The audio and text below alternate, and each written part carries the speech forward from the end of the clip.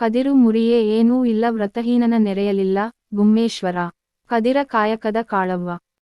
ಕೈತಪ್ಪಿ ಕೆತ್ತಲು ಕಾಲಿಗೆ ಮೂಲ, ಮಾತು ತಪ್ಪಿ ನುಡಿಯಲು ಬಾಯಿಗೆ ಮೂಲ, ವ್ರತಹೀನನ ನೆರೆಯಲು ನರಕಕ್ಕೆ ಮೂಲ, ಕರ್ಮಹರ ಕಾಳೇಶ್ವರ.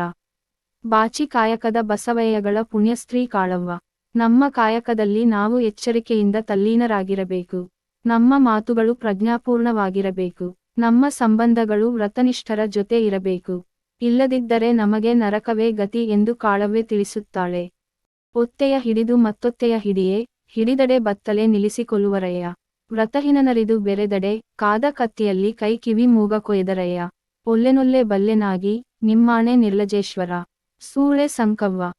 ಈ ವಚನದಲ್ಲಿ ಸಂಕವ್ವ ಪರಮಾತ್ಮನನ್ನು ನಿರ್ಲಜೇಶ್ವರ ಎಂದು ಕರೆದಿದ್ದಾಳೆ. ಈಗ ಅವಳು ನಿರ್ಲಜೇಶ್ವರನ ಒತ್ತೆ ಹಿಡಿದಿದ್ದಾಳೆ. ಅಂದರೆ ಆತನ ವಸ್ತುವಾಗಿದ್ದಾಳೆ. ಆದ್ದರಿಂದ ಮತ್ತೊಬ್ಬನ ಒತ್ತೆಯ ಹಿಡಿಯುವುದಿಲ್ಲ ಎಂದು ತಿಳಿಸುತ್ತಾಳೆ. ಆ ಮೂಲಕ ವೇಶ್ಯಾವೃತ್ತಿಯನ್ನು ಬಿಟ್ಟು ಪರಿಶುದ್ಧರಾಗಿ ಲಿಂಗಾಂಗ ಸಾಮರಸ್ಯವನ್ನು ಅನುಭವಿಸುತ್ತಿರುವುದಾಗಿ ಸೂಚಿಸುತ್ತಿದ್ದಾಳೆ. ತನ್ನ ಪರಿಶುದ್ಧತೆಯ ಬಗ್ಗೆ ನಿರ್ಲಜೇಶ್ವರನಿಗೆ ಮನವರಿಕೆ ಮಾಡಿಕೊಡುತ್ತಿದ್ದಾಳೆ. ಇಷ್ಟಲಿಂಗಕ್ಕೆ ಶರಣಾಗತಳಾದ ನಂತರ ಮತ್ತೆ ಸೂಳೆಗಾರಿಕೆಗೆ ಮರಳಿದರೆ ಶರಣರ ದೃಷ್ಟಿಯಲ್ಲಿ ಕೀಳಾಗುತ್ತೇನೆ ಎಂಬ ಅರಿವು ಅವಳಿಗಿದೆ. ಮತ್ತೆ ವ್ರತಹೀನರಾದ ವಿಟರನ್ನು ಬೆರೆತರೆ ಆಗುವ ಪರಿಣಾಮ ಕುರಿತು ಆಕೆ ಹೇಳುವ ಕ್ರಮ ವಿಶಿಷ್ಟವಾಗಿದೆ. ವಿವಿಧ ಅಪರಾಧಗಳಿಗೆ ಬತ್ತಲೆ ನಿಲ್ಲಿಸಿಕೊಳ್ಳುವುದು ಮತ್ತು ಕಾದ ಕತ್ತಿಯಲ್ಲಿ ಕಿವಿ ಮೂಗು ಕೊಯ್ಯುವುದು ಮುಂತಾದ ಕ್ರೂರ ಶಿಕ್ಷೆಗಳು ಆ ಕಾಲದ ಸಾಮಾಜಿಕ ವ್ಯವಸ್ಥೆಯಲ್ಲಿ ರೂಢಿಗತವಾಗಿರುವಂಥವು. ಶರಣರ ಘನೋದ್ದೇಶಕ್ಕೆ ದ್ರೋಹ ಬಗೆಯುವುದೆಂದರೆ ಮಾನಸಿಕವಾಗಿ ಇಂಥ ಕ್ರೂರ ಶಿಕ್ಷೆಯನ್ನು ಅನುಭವಿಸುವಂಥದ್ದು ಎಂದು ಭಾವಿಸುವಷ್ಟು ಸೂಕ್ಷ್ಮಮತಿಯಾಗಿದ್ದಾಳೆ ಶರಣೆ ಸಂಕವ್ವ. ಇದೆಲ್ಲ ಗೊತ್ತಿರುವ ಕಾರಣ ಒಲ್ಲೆ ಒಲ್ಲೆ ಎಂದು ಪರಮಾತ್ಮನ ಆಣೆ ಮಾಡಿ ಹೇಳುತ್ತಾಳೆ. ಅರಿಯದೆ ಮಾಡುವ ತಪ್ಪಿಗೆ ಕ್ಷಮೆ ಇದೆ, ಆದರೆ ಅರಿತು ಮಾಡುವ ತಪ್ಪು ಅಕ್ಷಮ್ಯ ಎಂದು ಸಾರುತ್ತಾಳೆ. ಸಂಕವ್ವ ಸೂಳೆಗಾರಿಕೆ ಬಿಟ್ಟ ಮೇಲೆ ಏಕಾಂಗಿಯಾಗಿ ಶಿವಧ್ಯಾನದಲ್ಲೇ ಇದ್ದು ವಚನ ಚಳವಳಿಯ ಭಾಗವಾಗಿದ್ದಳೆಂಬುದು ಈ ವಚನದಿಂದ ಸ್ಪಷ್ಟವಾಗುತ್ತದೆ.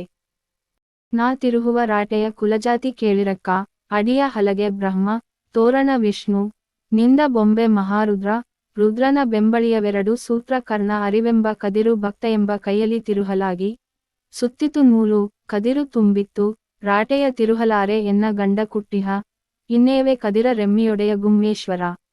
ಕದಿರೆ ರೆಮ್ಮವ್ವ.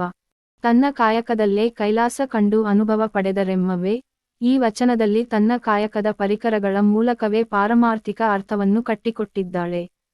ತಾನು ಪ್ರತಿನಿತ್ಯ ತಿರುಗಿಸುವ ರಾಟೆಯ ಜಾತಿ ಇಂಥದೆಂದು ಹೇಳುವಾಗಲೇ, ಹಾಗೆ ಕೇಳುವವರ ಕುರಿತು ಆಕ್ರೋಶವಿದೆ. ಮತ್ತು ಜಾತಿ ಆಚರಣೆಯಿಂದಲ್ಲದೆ ಕಾಯಕ ಶ್ರದ್ಧೆಯಲ್ಲೇ ಸಾಕ್ಷಾತ್ಕಾರ ಮಾಡಿಕೊಳ್ಳಬಹುದು ಅನ್ನುವ ಅರಿವು ಇದೆ. ತಾನು ನೂಲುವ ಕದಿರಿನ ಹಲಗೆಯನ್ನು ಆಕೆ ಬ್ರಹ್ಮ ಎನ್ನುತ್ತಾಳೆ. ಹಲಗೆ ಗಟ್ಟಿಯಾಗಿದ್ದರೆ ಮಾತ್ರ ಕದಿರು ತೆಗೆಯುವವರು ಅದರ ಮೇಲೆ ಕುಳಿತು ನೂಲಬಹುದು. ಅದು ಕದಿರಿನ ಉತ್ಪತ್ತಿಯ ಆರಂಭ, ಸೃಷ್ಟಿ. ಅದೇ ರೀತಿ ಕದಿರಿಗೆ ಕಟ್ಟುವ ತೋರಣವು ವಿಷ್ಣು, ಇದು ಸ್ಥಿತಿ ಪ್ರಜ್ಞೆಯಾಗಿದೆ. ಲಯದ ಸಂಕೇತವಾದ ರುದ್ರನು ಕದಿರಿನ ಹೆಮ್ಮೊಳೆ ಲೋಹದ ತುಂಡು ಕದಿರು ತೆಗೆಯುವ ಸಾಧನ. ಇಲ್ಲಿಂದ ಹೊರಬರುವ ಅರಿವೇ ಕದಿರು. ಭಕ್ತಿಯ ಕೈಯಲ್ಲಿ ರಾಟೆ ತಿರುಹಲಾಗಿ, ನೂಲು ಸುತ್ತಿಕೊಳ್ಳ ತೊಡಗಿತು ಮತ್ತು ಕದಿರು ತುಂಬಿ ಬಿಟ್ಟಿತು. ಪ್ರಾಪಂಚಿಕ ಪಾರಮಾರ್ಥಿಕ ನಿಲುವುಗಳನ್ನು ಸಮನ್ವಯಿಸುವ ಪ್ರಯತ್ನ ಇದಾಗಿದೆ. ಅಗತ್ಯಕ್ಕಿಂತ ಹೆಚ್ಚಿನ ಆದಾಯ ತಿರಸ್ಕರಿಸಿದ ಶರಣೆ ರೆಮ್ಮವ್ವೆ, ಹಾಗೇನಾದರೂ ಹೆಚ್ಚಿಗೆ ಕದಿರ ತೆಗೆದು ಆದಾಯ ಮಾಡಿಕೊಂಡರೆ, ತನ್ನ ಲಿಂಗವೆಂಬ ಗಂಡನು ತನ್ನನ್ನು ಶಿಕ್ಷಿಸುವನೆಂದು ತನ್ನನ್ನು ತಾನೇ ಎಚ್ಚರಿಸಿಕೊಳ್ಳುತ್ತಾಳೆ.